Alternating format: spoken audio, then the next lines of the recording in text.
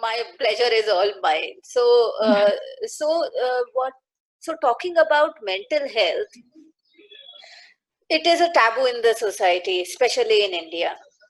What does I would like to know, what does it mean? What does the term mental health mean to you? And for physical health, we take a lot of measures, like we go to the gym. So the audience would like to know what we should do in order to take care of our mind. Right. Devika, I completely agree with you. The fact that yes, there's a lot of stigma attached to mental health, and it is viewed as a weakness. The fact that mental health is very much real, and yes, it affects us in different ways. Every individual is getting affected via mental health in different ways. Now, many a times what happens is that, a lot of shame has been attached with mental illness, following which people do not discuss about their mental illness or their distress, resulting in making them feel vulnerable, at the same time scared about discrimination and the bias that they may go through. In certain situations, it's also happened that some people have also been ostracized from the community. Yes, coming to mental health is all about psychological well-being for me. It's all about how we think, how we feel, how we behave. And yes, like you said, physical for physical health, yes, we do go to gym and maintain ourselves. So there are certain things that I do to maintain, to have a good mental health for myself. And starting with that, doing a little bit of stretching, even breathing exercises sometime, even if not every day, then maybe once a week or twice a week. Taking a moment, taking a break when I can, when I think it's getting too much for me.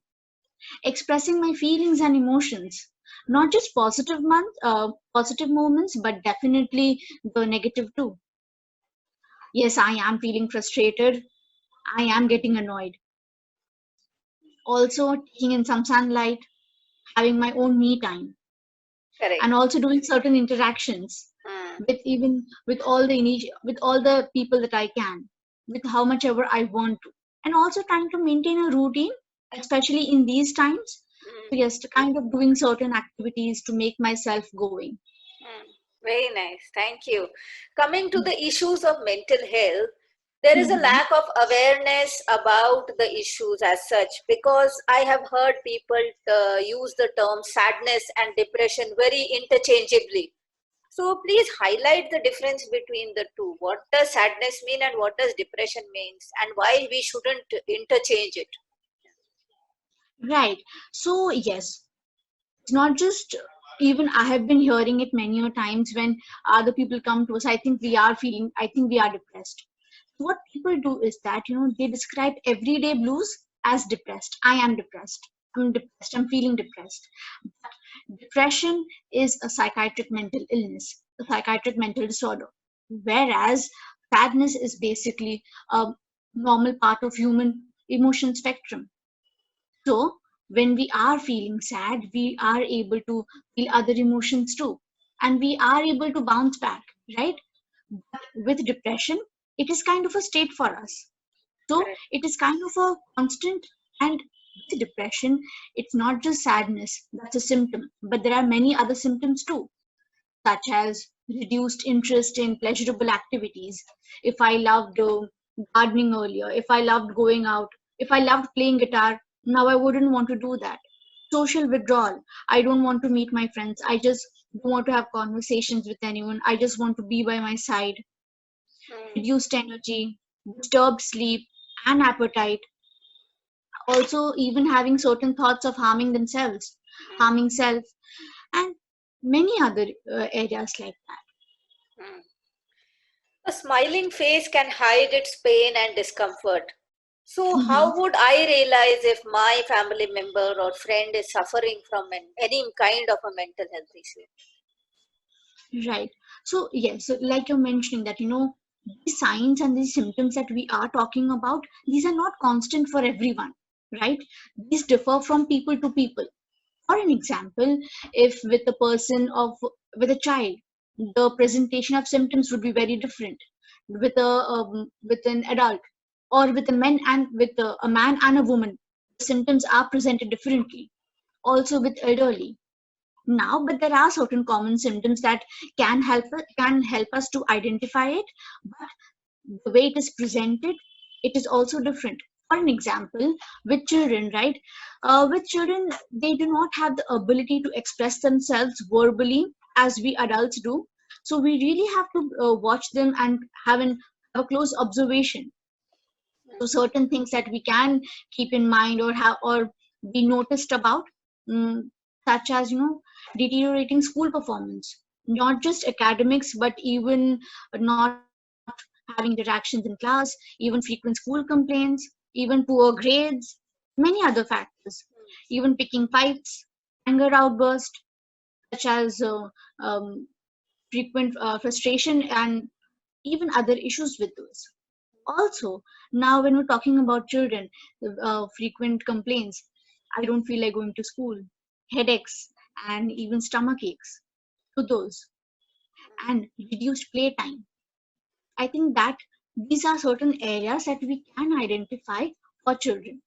When it comes to adults, um, feeling sad often, even reduced interactions with others, being by ourselves, and also focusing on, such as I do not want to live anymore, ideas of, harming myself, suicidal thoughts, those feelings. So another important question is that we can measure the intensity of a physical injury. Like we say, Mhm, if your hand or leg gets fractured, the doctor mhm, prescribes it will take 3 to 4 weeks to heal it, and you have to put it in a plaster. So, mhm. but what do we do in case? How do we measure the intensity of a mental health issue? Like, how can I say what is the level of anxiety or depression that I have? How do we? How do? Because even psychologists have claimed that there is no real metric to measure the intensity. How can I say who is more depressed and who is less depressed? Right. So, yes, like I said earlier, mental health illness is quite real. It is factual, it is tactual. So now, yes, when it comes to physical illness, we have certain symptoms that, my leg is broken, like you mentioned. So I need to go and do a fracture, and, I need to take all these medications. We know the process very well.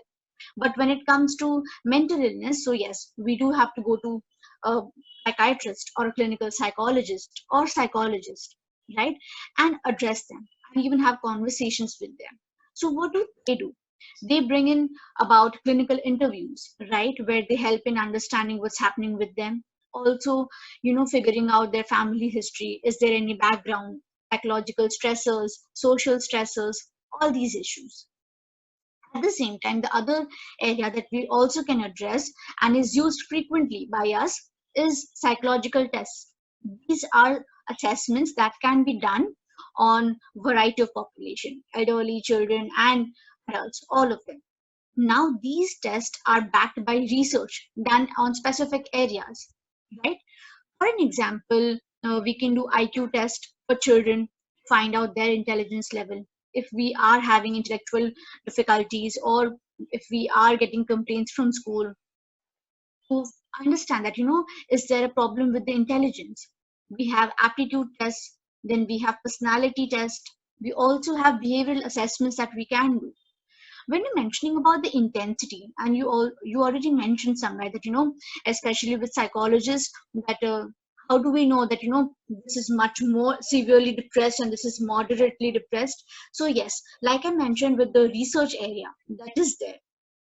So what we have come up with, the entire psychological fraternity, we have come up with a lot of tests. So what do? We kind of do an assessment on them, assessment on each individual about how they feel, right? So there are a lot of rating scales involved with it, even also many inventories that can be done to help us understand that, what level of subjective distress are they feeling, right? So these are also certain times done by the clients and also administered by the clinical psychologist. Very good. Now, see, suicide is often termed as an act of cowardice. Many people have Mhm, recently, in the Sushant Singh Rajput's case also, many have termed him as a coward. But mhm, would you please tell us that what goes in the mind of the person who is committing suicide, or because apparently a person who thinks about ending his life, his or her life, is not in the right mental state. So how can you call somebody or judge somebody as a coward? It is too rude and harsh on the society. Yeah. Mhm. Yes, especially when we're talking about, suicide.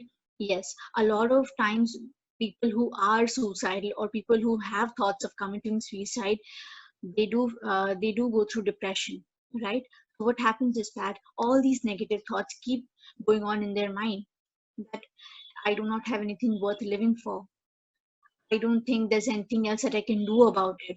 Maybe I have tried everything, and somewhere they feel that they've had it, but they've reached their level of threshold. I cannot take it anymore, for which they feel that this is the only escape, or this is the only relief which I can do for myself. Now, for every individual, it differs, right?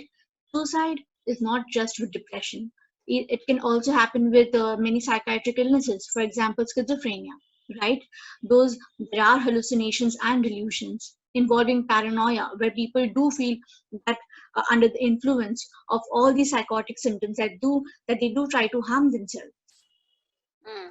So yes, it's just not one area that depression is only associated with Mm. suicide, but many different areas too. And yes, what goes on inside a person's mind differs. Correct. Also, they may feel that I've had done everything what I can do. But yes, definitely reaching out, having a conversation with others, or maybe just trying to initiate and see how it goes. Correct. Absolutely right. So coming to our next question, like if you get physically injured, if you get physically Mhm. injured, first of all you apply Dettol and the first aid kit. The first aid Mhm. kit is has been used so many times that we know what is it, what to be done. Mhm. But in the case of a mental health issue, what is the Mhm. first aid kit? What is the first aid kit? What should be done? And how do we realize first? Yeah. Right. So, yes, mental health first aid kit is very much similar to a physical first aid kit, like you mentioned, Mm. and it's basically used in traumatic situations, crisis situations, and even at disaster site to help people mitigate their distress, and to also assess the mental health care need, how much of need are in they for mental health, right? Now, when we're talking about mental health, certain things that we can do is, yes, actively listening to them. That's the first thing that we have to do. Give them that comforting space, establishing a rapport with them, giving them their space that I am there for you to just to listen to you. What is happening with you? What can I do about it? Also assessing their injuries, like you mentioned that we have to apply Dettol or any antiseptic or any other cream that we have to use. Along with that, assessing physical injuries, assessing brain capacity, assessing their functioning, in how much are they able to function, emotional expression, even social adjustability, all of these factors, adaptability. Mm. Mm. Also prioritizing, that How? also we can do, How? such as prioritizing mental health concerns, prioritizing what is required for the moment, which issue is of primal importance for them. Mm.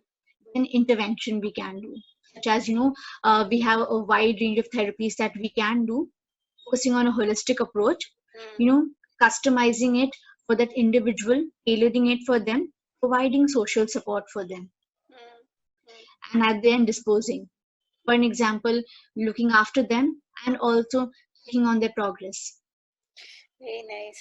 So before turning to the audience for their questions, I would like to know what is the current status of mental health treatment in India? Like can you just give an idea of how many psychiatrists does India have, and does the Indian government really consider mental health as an important issue? Right. With the yes, mental health is an important issue, but many a times it has been neglected with other areas which are of primal importance or taken by them.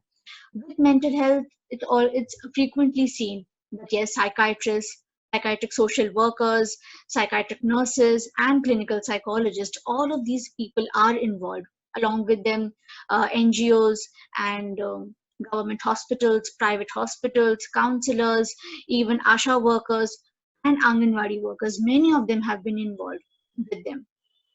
Yes, the ratio for therapists, clinical psychologists in India is very much less. It's much less than even 1,000.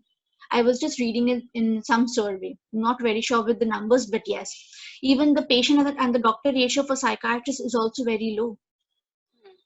Yes. In certain districts and in certain remote districts, people do not have primary mental health care facilities.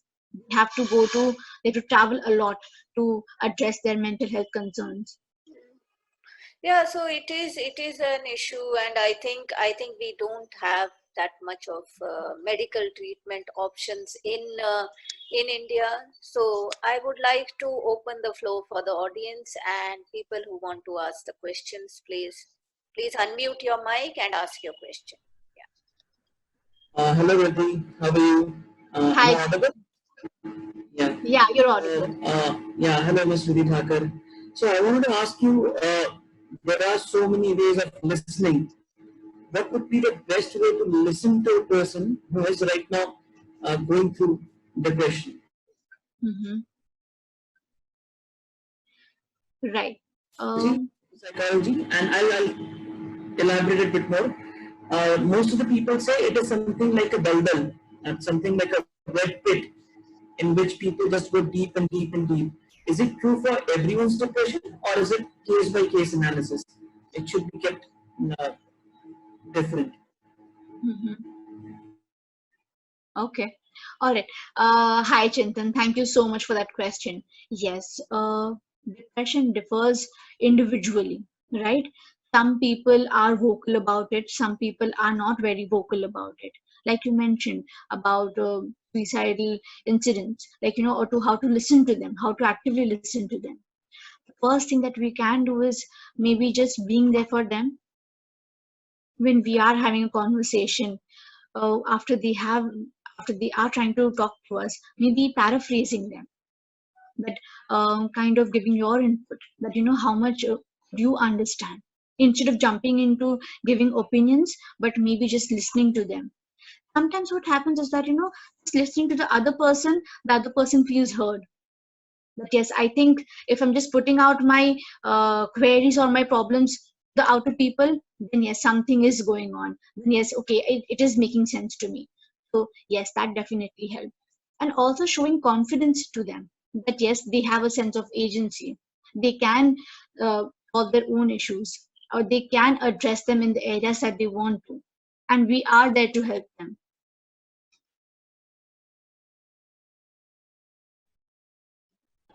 Thank you. To ask one thing, we are, how much does the environment in which we are brought up, how much does that impact our mental health well-being? Mm-hmm. Yes, there's an entire debate on nature versus nurture, and how it does impact us. Yes, there are a lot of genetic loading involved with it when we are talking about psychiatric illnesses or mental illnesses. Yes, it has been found that family history of psychiatric illness is a kind of a factor that we do consider when we are interviewing a client. At the same time, there have also been cases where people who do not have any family history of psychiatric illness also show certain signs of mental illness. Also, yes, environment also plays a very big role, such as stressful family environment, or even stressed marital relations, or stressed parental conflicts are also a way that people do get affected, which does reduce their resilience and their coping ability.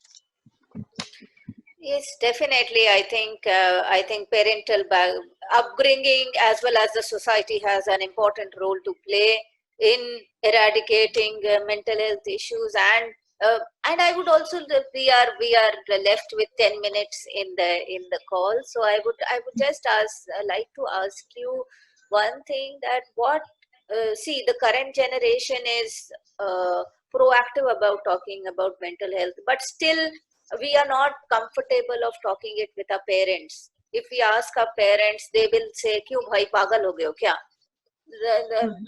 क्या है, counsellor के पास क्यों जाना है. But I think we, the young parents are, young generation parents are very comfortable of counselors, because they have school counselors also.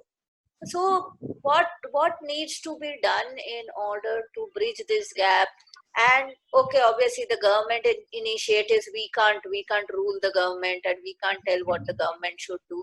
But on a personal level, on a society level, what should we do in order to reduce the number of cases?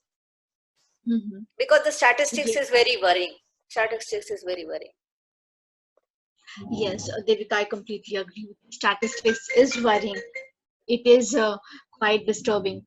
Yes, and when we are talking about issues regarding, how to break that barrier with our parents because of a huge generation gap, and especially with the fact that it is actually being viewed, the fact that if you maybe you have a mental illness, then only you can visit a psychotherapist or a counselor.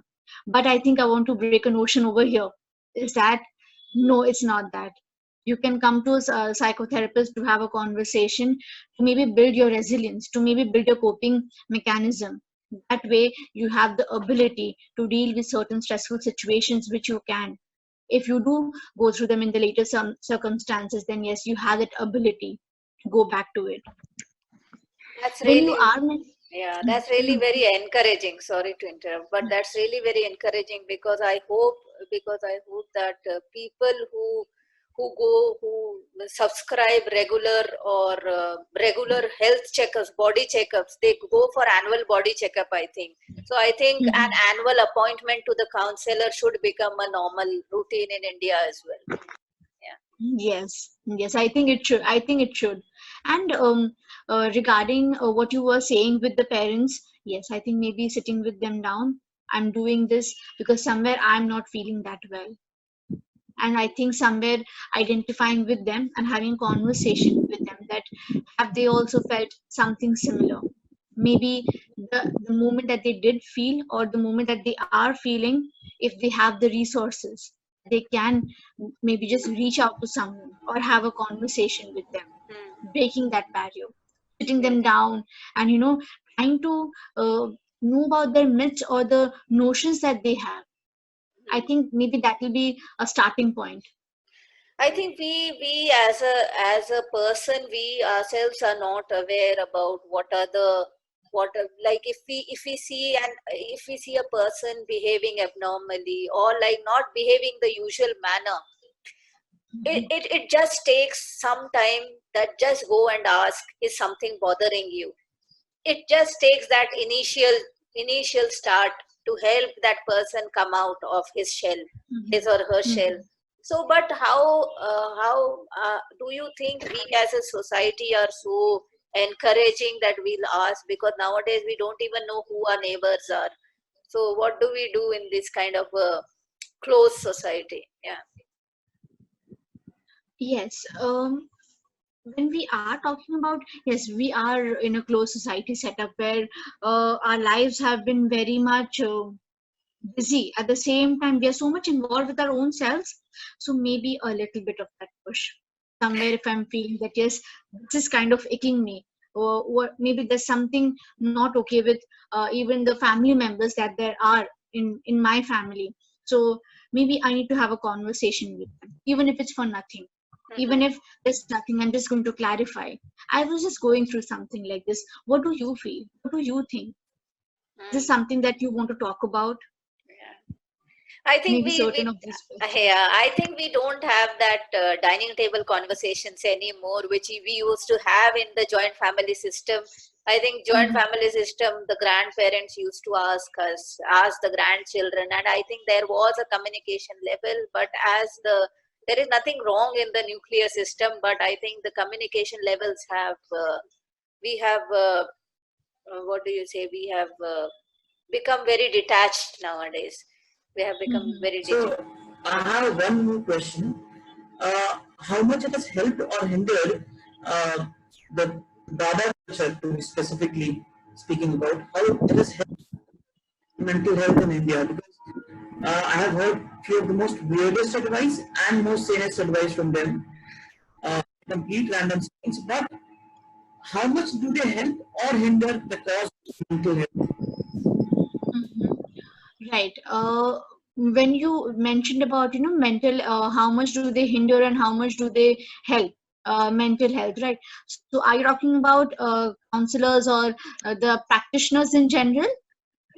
I'm talking about Dadas, the Oh, yeah. spiritual gurus, the so-called spiritual gurus. Let me reiterate my words. The Yeah. so-called spiritual gurus. Yeah, just a Um, reminder, Riddhi, you have 2 minutes to answer this. Yeah. right. Yes, I think somewhere I wouldn't want to limit with the fact that, but yes, maybe focusing much more on the fact that, is this making sense to me? Would I want to really try this?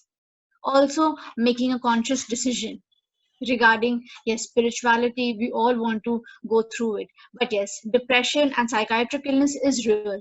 So maybe not just having one advice or not having one opinion or suggestions, maybe even taking a few. I think that will clear the notion whether it is hindering or whether it is helping. Correct. And I also want to second add to her what Riddhi said. Like even when we go for a surgery, we take second opinion. So even in the case of Baba, we should go and take second opinion and ask somebody else whether whether that advice really is useful or not. So Mhm. I think we have to be a little bit more proactive in this. Mhm.